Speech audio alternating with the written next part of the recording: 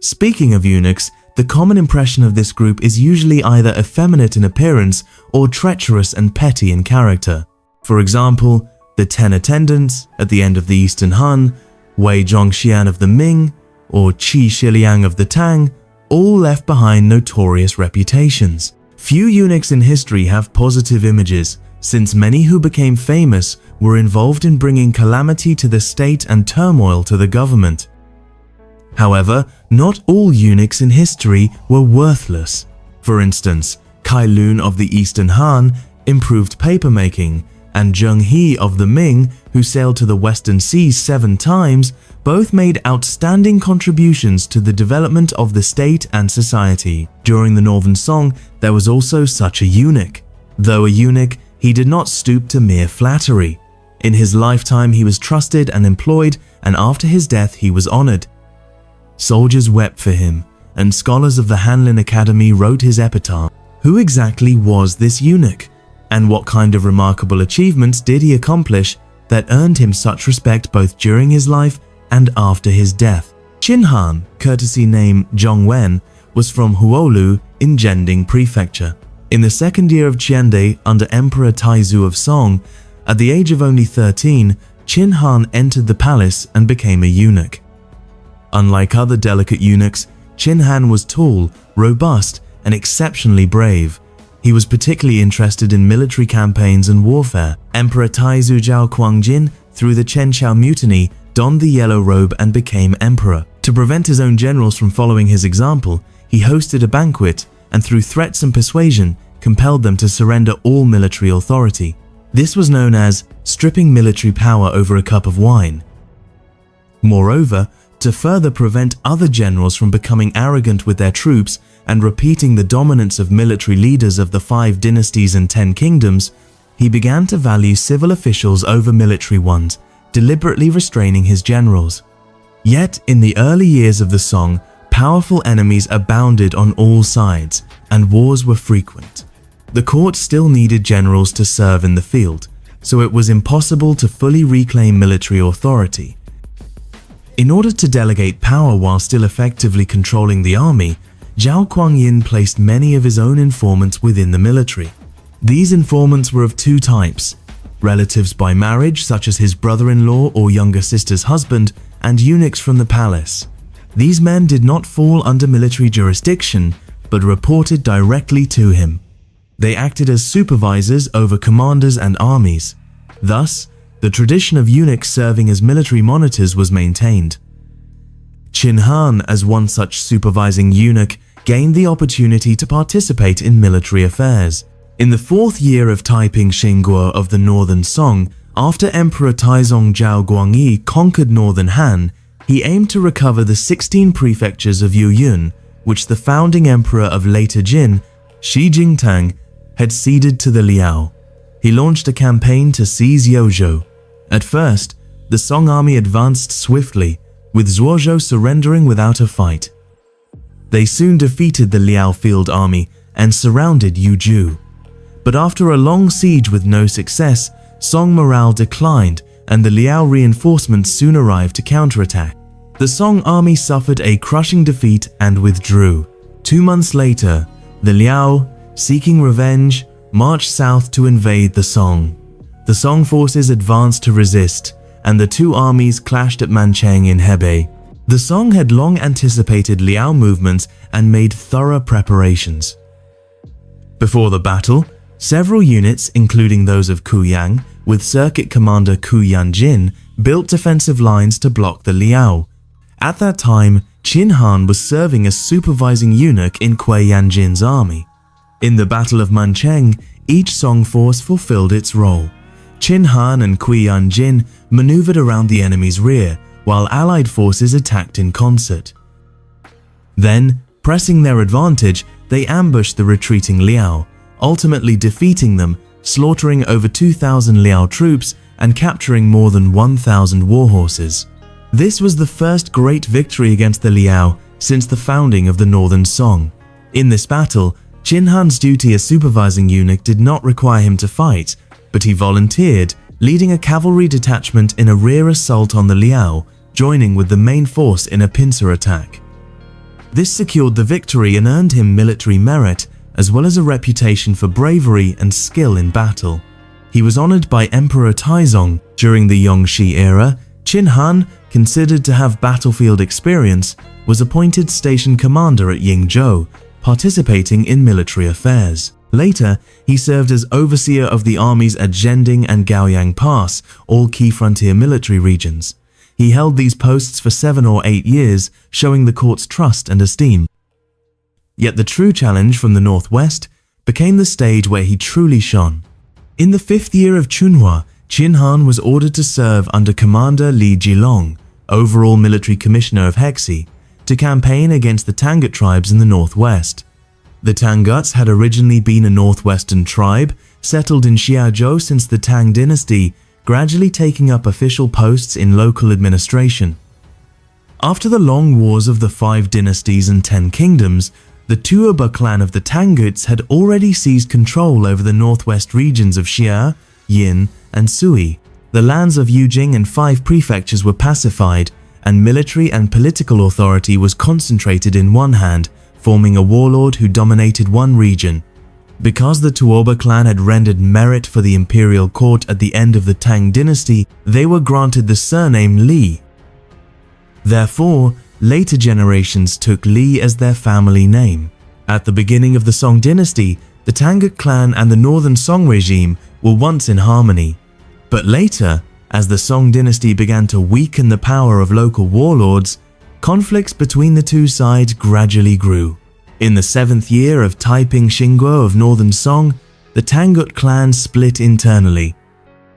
Li Jipeng, the leader of the Li family, brought his followers to surrender to the Song court and offered Xiaozhou and other lands long ruled by the Tanguts to the Song. However, Li Jipeng's cousin, Li Jiqian, refused to submit to the Song and instead allied with the Liao dynasty, seeking support to confront the Song. Emperor Taizong Zhao Guangyi granted Li Jipeng the new name Zhao Baozong, ordering him to lead troops against Li Jiqian. Unexpectedly, Li Jipeng was defeated and also surrendered to the Liao. Emperor Taizong was furious, appointing the general Li Jilong as commander of Hexi and Qin Han as commander of 1,000 troops to suppress the Tanguts entrenched in the northwest. Li Jipeng, fearful, sent envoys seeking peace. Qin Han, to prevent Li Jipeng from fleeing or resisting stubbornly, led his army lightly equipped, first launching a cavalry raid on Xiaozhou and then capturing the unprepared Li Jipeng. Qin Han was subsequently appointed Inspector General of Huanqing 3 prefectures, Ling, Huan, and Qing prefectures, Huanqing 3 prefectures, and Qingyuan garrison, beginning his long-term station in the north to confront Li Jiqian. In previous years, whether militarily or diplomatically, there had been many clashes. Li Jiqian once used the pretext of Hetan's name to launch a surprise attack, but Qin Han saw through it and, with his chief commander, repelled him.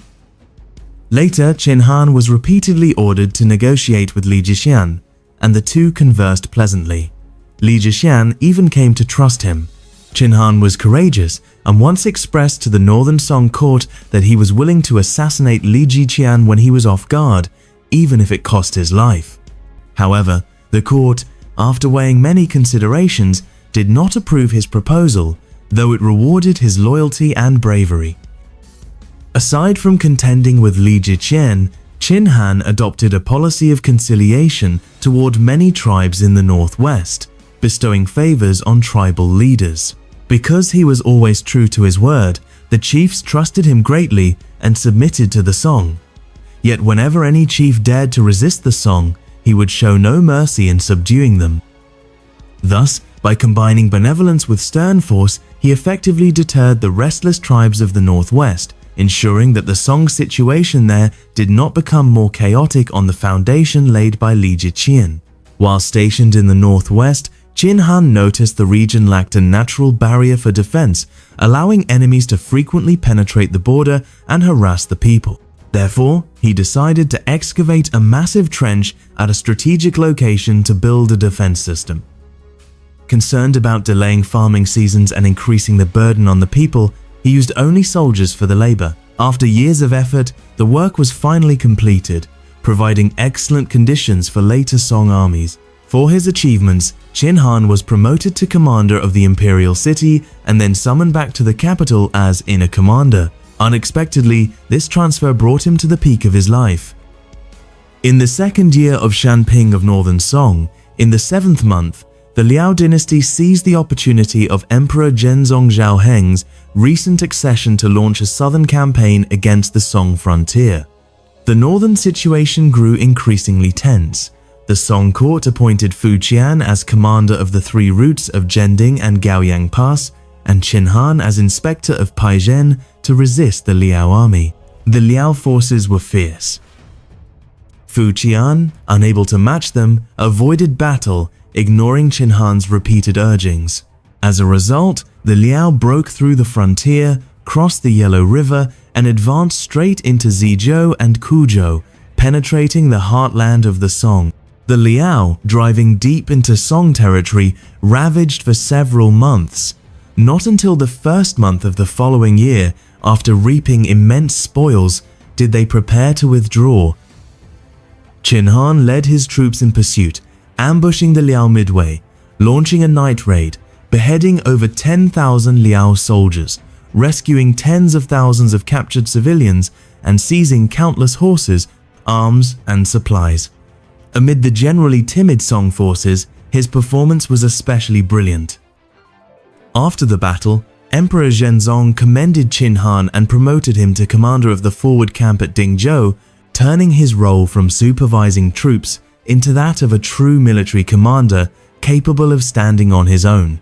This showed the Northern Song court's recognition of Qin Han's military ability. Soon after, the Liao retreated. A large-scale mutiny erupted in Sichuan. Qin Han took part in the entire suppression. Always leading from the front, even when wounded and bleeding, he did not retreat, and in siege battles he personally scaled walls and assaults, displaying ferocity. His reputation as a brave and skilled warrior spread further. In the first year of Jingde of Northern Song, the Liao rulers Empress Dowager Xiao, Xiao Chuo divided by Xiao Yanyan, and Emperor Shengzong Yelu Longshu personally led a campaign, mustering the entire nation's strength to attack the Song, advancing like a storm. Until the Liao army advanced with great momentum, reaching Quanzhou not far from the Song capital Kaifeng, the entire court and populace was seized with panic. Many ministers proposed following the precedent of the Jin dynasty during times of crisis by moving the capital south to Jinling. Others suggested relocating to Chengdu in Sichuan. In short, few had the will to resist, most only wished to flee. Emperor Zhenzong of Song at one point wavered, but after persuasion and reassurance from Prime Minister Ku Zun, he regained resolve. He decided to don armor and personally march to Quanzhou to face the Liao. Before the central forces set out, to ensure caution, Emperor Zhenzong sent only Qin Han, who was seasoned in military affairs and exceptionally courageous, ahead to Quanzhou to take charge of defense, to open the way and test the enemy's intentions. He was granted authority to act on his own without needing to await imperial approval. Bearing this heavy responsibility, Qin Han rushed to Quanzhou, immediately mobilized soldiers and civilians, and vigorously repaired and strengthened the city defenses to prepare for the arrival of the main army. Unexpectedly, before the work was finished, news came that the Liao forces had already arrived. Qin Han remained calm and ordered the deployment atop the walls of powerful crossbows, known as Chuangzi Nu, with an effective range exceeding 1,000 meters, and the troops braced for battle. Soon the Liao army arrived, commanded by the famous Liao general Xiao Tailin. This man was a veteran of countless campaigns and had once, during the wars over the 16 prefectures of Yoyun, captured the great Song general Yang Ye. Thereafter he was constantly active on the front lines against the Song, making him a formidable enemy of the dynasty. Now he led the army south with unstoppable force and brimming confidence. Before the assault, he even left his own formation, galloping back and forth at the very front to display his might. Qin Han had long been prepared. Seeing the Liao commander showing off outside the walls, he ordered the release of the crossbows. In an instant, volleys of massive bolts shot forth. Xiao Talin had not expected the Chuangzi Nu to reach over 1,000 meters. Caught unprepared, he was pierced by a huge bolt on the spot and died from his wounds. The Liao army, which relied on that initial momentum, suffered a tremendous blow to its morale. The effect of Qin Han's show of force was significant. At the same time, Emperor Zhenzong and the main Song forces were converging from all directions, threatening to encircle the Liao. With the situation suddenly turning dire, the Liao regent Empress Dowager Xiao Chuo divided by Xiao Yanyan, shrewd and calculating, decided it was wiser to negotiate. He proposed peace, and both sides agreed to cease hostilities and refrain from further bloodshed. This became known as the Alliance of Chanyuan. During the tent standoff in Changzhou, Qin Han commanded the defenses day and night. For more than 70 days, he never removed his armor until the alliance was finalized. One could say that Qin Han, through his outstanding military performance, made an enormous contribution to the century of peace that followed between the Northern Song and the Liao. In the 9th year of Dazongxiang Fu, Qin Han suddenly died of illness at the age of 64. Throughout his life, he had rendered great service in campaigns both north and south, and was deeply trusted by Emperors Taizong and Zhenzong. Though a eunuch, in battles against both the Liao and Western Xia, he often rushed to the front, leading by example. Over his lifetime, he sustained 49 wounds in combat. Upon hearing of his death, the generals of both Liao and Western Xia breathed sighs of relief, believing that one of their greatest adversaries was gone, which shows how formidable he had been. Although Qin Han enjoyed the favor of Emperor Zhenzong, he never used it to amass wealth. On the contrary, he was generous and charitable, indifferent to household riches. Emperor Zhenzong wept upon his passing, conferred repeated posthumous honors upon him, and even ordered the great scholar Yang Yi to compose his epitaph. In later generations, because of his identity as a eunuch, his fame as a great general of the early Northern Song was not widely celebrated. Yet it was precisely because he was a eunuch that his life became even more legendary. Most eunuchs, owing to physical mutilation, often developed unbalanced minds, becoming either corrupt or tyrannical. But in the context of external threats such as the An Lushan rebellion and internal domination by eunuchs, Liu relied on skillful political maneuvering, suppressing eunuch factions such as Li Fuguo's group, executing overmighty ministers, gradually consolidating imperial authority, and to some extent reversing the decline of the Tang. Li Yu, also known as Li Chu, was born in 726. He was the crown prince of Emperor Xuanzong Li Longji and the eldest son of Li Heng. From childhood, he was diligent and eager to learn, mastering Confucian classics. He was benevolent, filial, broad-minded, decisive in action, and never showed joy or anger on his face. He was deeply loved by Li Longji.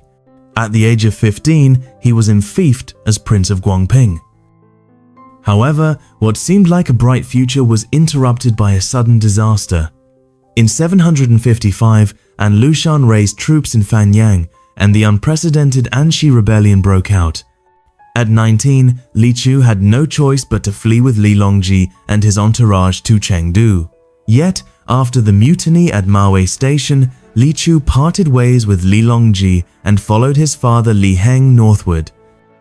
After Li Heng ascended the throne as emperor, he appointed Li Chu as Grand Marshal of all the empire's troops to repel the rebels. With the assistance of Li Mi and Guo Ziyi, the Tang forces recovered Chang'an and Luoyang in 757. In 758, Li Chu was established as crown prince. Emperor Suzong Li Heng, citing auspicious omens at Li Chu's birth in Yuzhou's Xianjiahe, changed his name to Li Yu. But by this time, the court was no longer what it once had been. With Li Heng's indulgence, the eunuch faction rapidly rose, becoming a new political power in the imperial court. Among them, Li Fuguo and Cheng Yuanzhen controlled the central imperial guards, while Yu Chaoen supervised regional commanders and over 100,000 troops. Li Fuguo even became the first eunuch chancellor in Tang history. They monopolized power and eliminated rivals. First, they united with Empress Jiang to sideline Emperor Suzong, then later turned against her over the issue of succession. Li Fuguo supported Crown Prince Li Yu, while Empress Jiang supported Prince of Yue Li Shi. The struggle between the two factions became extremely fierce. In 762, Empress Jiang plotted to abolish Li Yu, but Li Fuguo discovered it. He joined forces with Cheng Yuanzhen, mobilized the imperial guards, stormed the palace, and killed Empress Jiang and Li Shi's faction. Tragically, Emperor Suzong Liheng, shocked by the incident, died that very night. Thus Li Yu, under the support of Li Fuguo and the eunuch faction, ascended the throne as Emperor Daizong of Tang. Li Fuguo, relying on his merit, became arrogant. He even told Li Yu, "Your Majesty need only remain within. External affairs leave to this old slave." Li Yu was furious, but he understood well that his throne had been secured by the eunuch's swords. If he was not careful, he might be deposed or even killed at any moment. Forced to endure, he granted Li Fuguo military power and even honored him as adoptive father, consulting him on all matters great or small before making decisions. Li Yu became a mere puppet. Yet, as a man who had spent years on battlefields, how could he tolerate a few eunuchs riding on his head? As the ruler of a nation, how could he submit to a household servant? Thus, a political plan to overthrow the eunuch power began to take shape in Li Yu's mind. The first he targeted was none other than the man he had once called adoptive father, Li Fuguo. After the Anxi Rebellion, Li Fuguo had served as Marshal Secretary in the Grand Marshal's office, held positions equivalent to the three departments, and controlled the imperial guards. From Suzong's reign onward, all memorials from officials had to pass through his hands before reaching the emperor. Even chancellors had to rely on Li Fuguo to arrange audiences with the emperor. Imperial edicts required Li Fuguo's signature to be enacted. Chancellor Xiao Hua, for opposing Li Fuguo's monopoly, was expelled from the capital, and Li Fuguo placed his own confidant Yuan Zai in the chancellor's seat. Facing such a powerful opponent, Li Yu adopted the strategy of to seize, one must first yield. On the one hand, in the year of his accession, he promoted Li Fuguo to Minister of Works and Director of the Secretariat, granting him the noble title Prince of Bolu, lulling him into complacency. On the other hand, he secretly exploited Cheng Yuanzhen's dissatisfaction with Li Fuguo, sowing discord between the two. He first appointed Cheng as General of the Right Gate Guards and Palace Attendant, entrusting him with palace authority. Soon after, he made Cheng Marshal Secretary in the Grand Marshal's office, concurrently General of the Garrison Army and General of the Right Gate Guards, thereby stripping Li Fuguo of military power. Pressed by Li Yu and Cheng Yuanzhen together, Li Fuguo realized he had no chance of winning and reluctantly tendered his resignation. Li Yu seized the opportunity to remove him from office, but Li Fuguo underestimated Li Yu. Though young, Li Yu was ruthless and understood the principle of eradicating the roots. Shortly after Li Fuguo returned home, Li Yu secretly ordered Cheng Yuanzhen to assassinate him, cutting off his head and throwing it into a latrine. Later, he was posthumously titled Grand Preceptor, but with the ignominious epithet shameful, humiliating him even in death. As for Cheng Yuanzhen, Li Yu repaid him by promoting him to General of Agile Cavalry and ennobling him as Duke of Bin, formally placing him in command of all imperial guards. Cheng Yuanzhen's power exceeded that of Li Fuguo, and within the army he was called Lord Ten. Once in control, Cheng's monopoly of power was even worse than Li Fuguo's. All those with personal grudges against him were persecuted.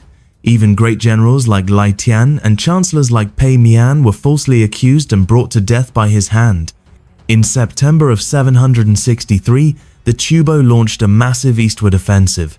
The frontier generals reported urgently to the court, but Cheng Yuanzhen, upon receiving the news, failed to report it to Li Yu. By the time Li Yu learned of the matter a month later, it was already too late, and the Tubo army had captured Chang'an. Li Yu fled in haste to Shanzhou. The autocratic power and dominance of Cheng Yuanzhen, along with his exclusion of officials, provoked anger among the ministers and the commanders of the regional circuits. Li Yu took advantage of the ministers' resentment and the Tubo defeat, but considering Cheng Yuanzhen's earlier support of Li Fuguo, he merely dismissed him from office and sent him home. In November 763, Guozi led the army to recapture Chang'an, which had been held for 15 days, and Li Yu returned from Shanzhou to the capital. Yet the shameless Cheng Yuanzhen secretly slipped into Chang'an, attempting to see the emperor again in hopes of being reinstated. He was discovered by a censor who submitted a memorial of accusation. Li Yu directly ordered him exiled to Zhenzhou, but on the way, when he reached Jiangling, he was killed by an old enemy. As for Li Yu, within a year he successively eliminated both Li Fuguo and Cheng Yuanzhen, the two leading eunuchs, and quickly seized control of court power. Afterward, Li Yu planned to deal with external threats and sought to consolidate authority. At that time, apart from the central eunuchs Li Fuguo and Cheng Yuanzhen, there was also Yu Chaoan, who had long commanded troops in the field. In terms of seniority and influence at court, Yu Chaoan was equally formidable. As early as the end of Emperor Xuanzong's reign, Yu Chaoan had held office in the inner market department, later serving the then Crown Prince Li Heng and earning his trust. In 758, after Li Heng ascended the throne, Yu Chaoan was appointed Inspector General of Military Affairs and Pacification, while also commanding 9 regional circuits with hundreds of thousands of troops. In coordination with Li Fuguo, one inside and one outside, they echoed each other's power, intimidating ministers and generals and wielding unchecked authority. After Li Fuguo's death, Yu Chaoan was not affected. In Li Yu's eyes, Yu Chaoan, who commanded troops outside, posed a greater danger than Li Fuguo. If angered, Yu Chaoan could march back with 100,000 troops and easily threaten the emperor's life. During the Tubo invasion of 763, when Li Yu fled to Shanzhou and the imperial troops were scattered, it was Yu Chaoan who led the Shanzhou garrison and the Divine Strategy Army to meet him, helping to restore morale. For his merit in protecting the emperor, Yu Chaoan was appointed Inspector General of Military Affairs for all under heaven, commander of the Divine Strategy Army in the capital, and was ennobled as Duke of Zheng. With his military exploits, Yu Chaoan's power expanded further. He not only controlled the external armies, but also held the imperial guards firmly in his hand. From then on, Yu Chaoan meddled in politics alongside the officials, showing no regard for the emperor.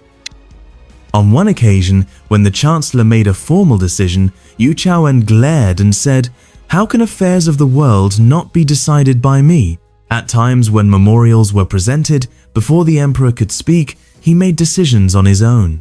Since Yu Chaoan controlled the military power, Li Yu dared not openly oppose him. In order to reverse this unfavorable situation, Li Yu secretly conspired with the then Chancellor Yuan Zai, determined to eliminate Yu Chaoan. Both agreed that the only way was to outwit him, not confront him directly. Yuan Zai first bribed Yu Chaoan's close associates Zhou Hao and Huang Fuwen with heavy rewards and secretly observed their every move. Once confident, he revealed to them the plan to eliminate Yu Chaoan. After deliberation, they concluded that the key was to lure him away from the imperial guards. At that point, only 2 strong men would be enough to carry out the deed. On the day of the Cold Food Festival in 770, Li Yu held a banquet in the palace. After the feast ended, Yu Chaoan was preparing to leave, but Li Yu deliberately detained him under the pretext of discussing state matters. When Yu Chaoan was led into the chamber, Li Yu accused him of plotting treason. As Yu Chaoan tried to defend himself, Zhou Hao immediately seized him, and he was executed in the inner market department. Pitiful Yu Chaoan never imagined he would die in such humiliation. With the eunuch faction thoroughly purged, Chancellor Yuan Zai rose swiftly, taking credit for eliminating evil and basking in satisfaction, believing that no official at court could match him. Compared with the domineering and overbearing eunuchs, Yuan Zai was more cunning and adept at concealment. He was born in Hanwei and from childhood loved learning, voraciously reading books. In the late reign of Emperor Xuanzong, he passed the Jinshi examination. Skilled at discerning imperial favor, he earned the trust of Emperor Xuanzong Li Heng and Li Fuguo. With Li Fuguo's backing, Yuanzai rapidly rose in rank. In 762, he was appointed Ping Jiangshi, entering the ranks of the chancellors. After Li Yu ascended the throne, he was further made vice-director of the Secretariat and Academician of Jixian Hall. From then on, Yuanzai flattered both sides, and, seeing Li Fuguo's faction tilt toward Li Yu, he seized the chance. After Li Fuguo's fall, Yuanzai took part in the secret plot to assassinate him. When Yu Chaowen later took control of the imperial guards, he monopolized power, presumptuously debated state affairs, and insulted the chancellors. Although Yuanzai was eloquent and skilled in argument, he chose to endure, folded his hands and yielded, and did not dare to oppose him.